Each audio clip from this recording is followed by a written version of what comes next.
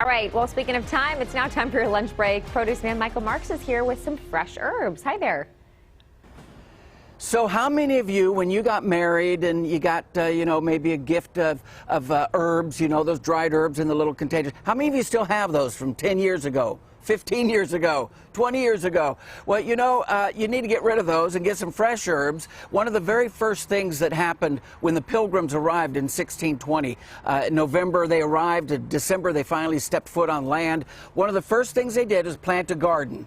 One of the first things they planted were fresh herbs. And the reason for that was you need flavor in your food. So instead of using a lot of salt, instead of using those dried herbs, I want you to start using some fresh herbs. Going to put a ton of flavor into your food. You go out, you go to a restaurant and you leave that restaurant and say, wow, that was a wonderful meal. Why was that? Because those chefs there are using fresh herbs. Now, a couple things about fresh herbs. Number one is herbal abuse. And one of the herbal abuses that we do to fresh herbs, we don't know how to properly store them. I put this basil into the refrigerator, just open, just like this. This is what happened to it. That's herbal abuse. Fresh herbs are very, very cold sensitive. So a couple things I do with them. I will take the fresh herbs. This is some nice oregano and some nice tarragon. And I will put them into a mug, just a little bit of water in that mug right there.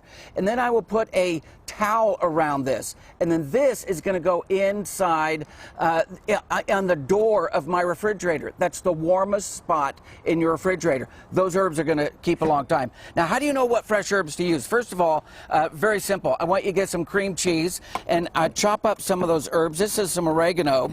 We're going to put that oregano into some cream cheese. Then we're going to put some tarragon into some other cream cheese.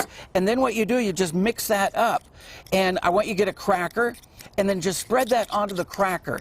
And I guarantee you, once you taste it, you're going to say, oh, that tarragon, that would go great with fish. Or that rosemary, oh, that would go great with potatoes or zucchini squash. And you will begin to learn what fresh herbs to use in the kitchen. Hey, back to you guys.